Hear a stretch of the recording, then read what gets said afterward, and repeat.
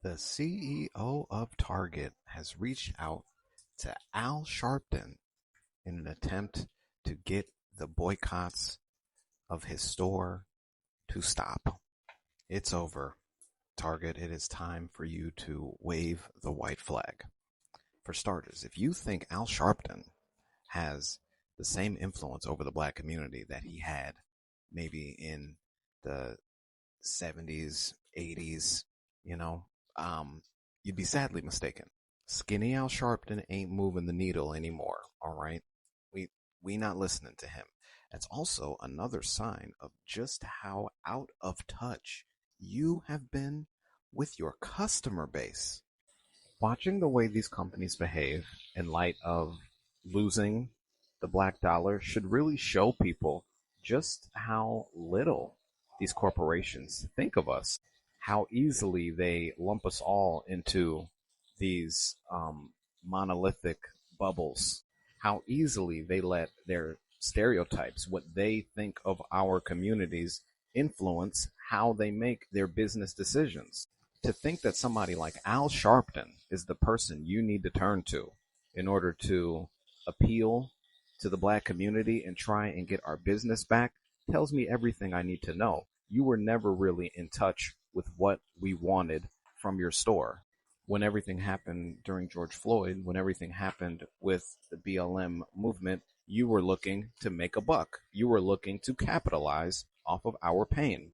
And as soon as it felt like that money was not rolling in at the same level, as soon as it felt like the campaign to support us did not fit your bottom line, you dropped us. And you dropped us thinking that we wouldn't notice. You dropped us thinking that other communities wouldn't notice. You dropped us thinking that it would not mean anything. Well, now it does. You've suffered 11 straight weeks of low sales, low foot traffic. You've lost close to $15 billion in overall sales and revenue.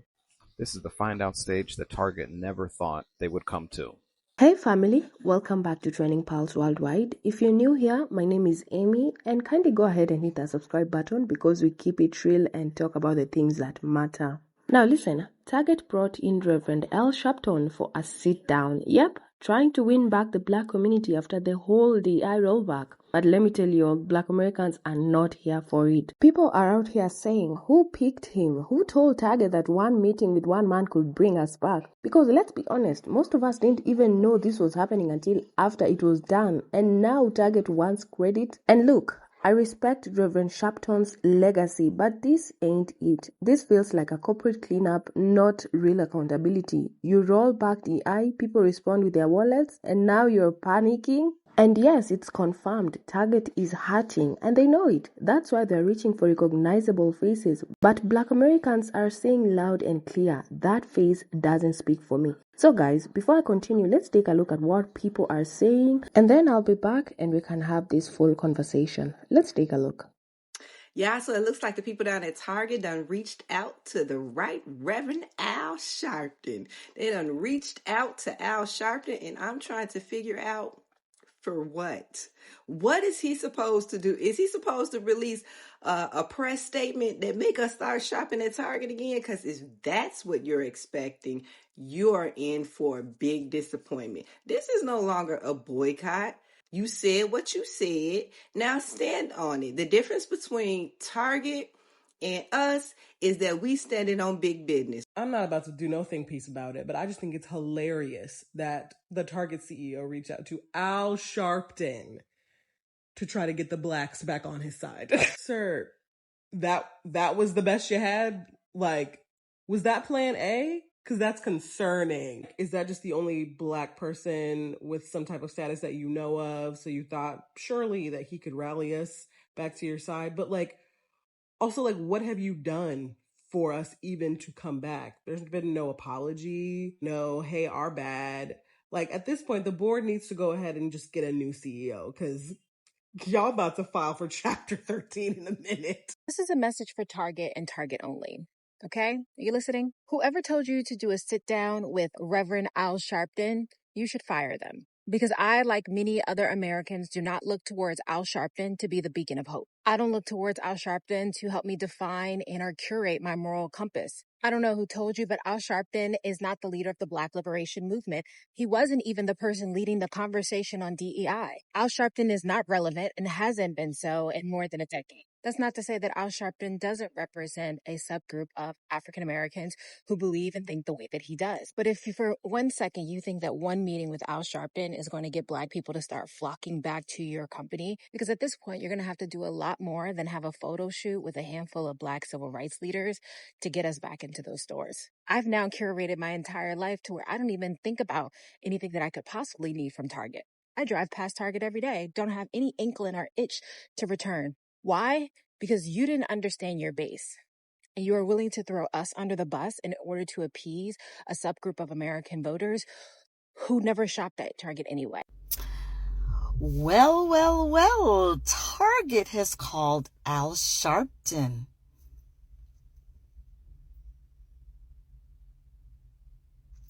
So, the Kate Spade couldn't save you, the Daisy Duck couldn't save you.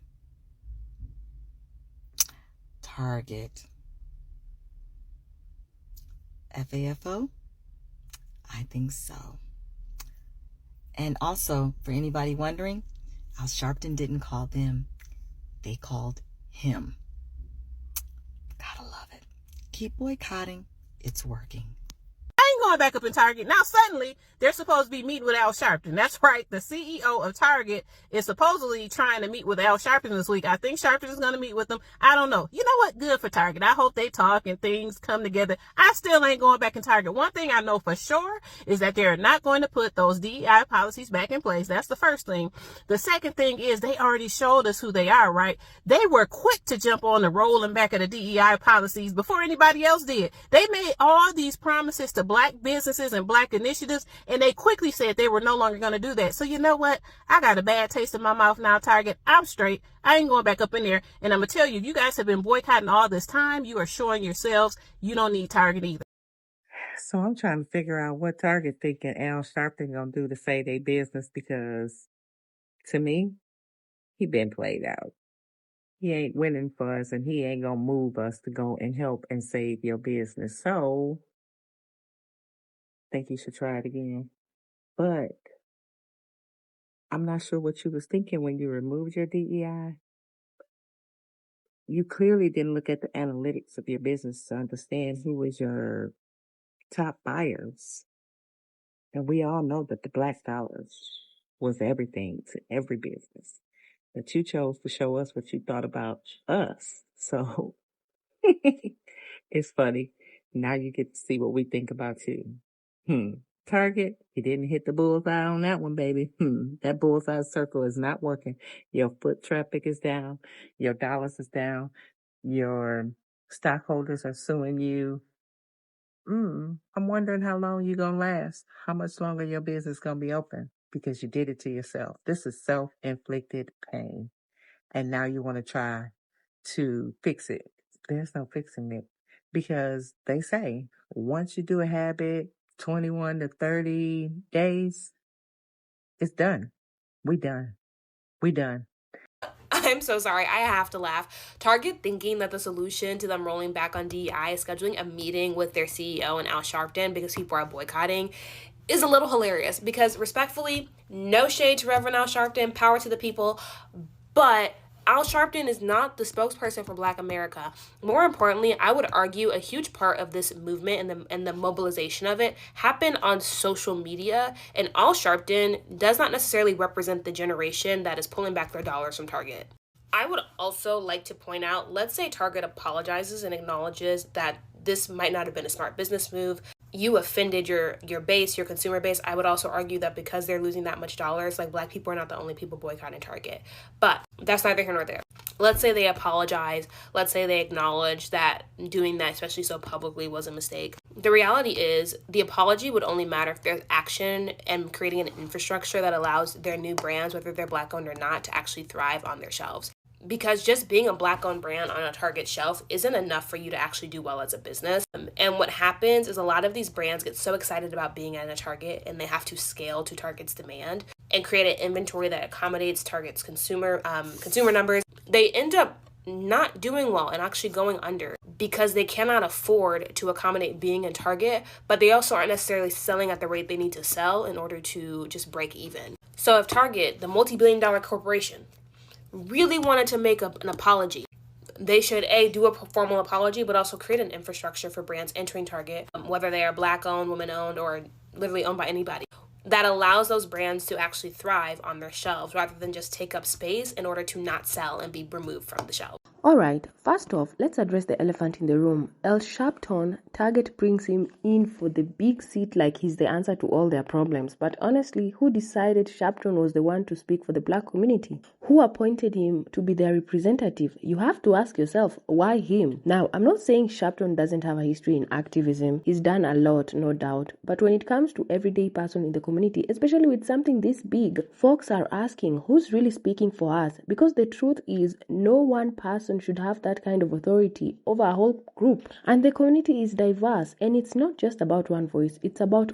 all of them. And even though Sharpton sat down with Target CEO, and I'm sure it was all constructive like they're saying, does it really fix anything? I mean, Black Americans have been saying over and over, we are still not going back to Target. That's not changing because of one conversation. And you know, the community have been ignored, disregarded, like companies only remember them when they want something. And let's be real, this meeting wasn't about what's best for the Black community. It was about how Target can get back people in the door. Because they're losing business, they're losing trust, and they thought one conversation with a well-known activist was going to change that. It's honestly just a PR move. Now, it's easy to say, well, one meeting could make a difference. Maybe it could have, if Target had been listening to the community before things got this bad. So yeah, I understand why people are saying they're still not going back to Target. And with all that said, what are your thoughts? Drop your comments below. I want to hear what you think on this. And like I always say, if you haven't yet, hit that subscribe button so you don't miss out on what's next. Thank you so much for watching, and I'll see you guys in the next video. Bye.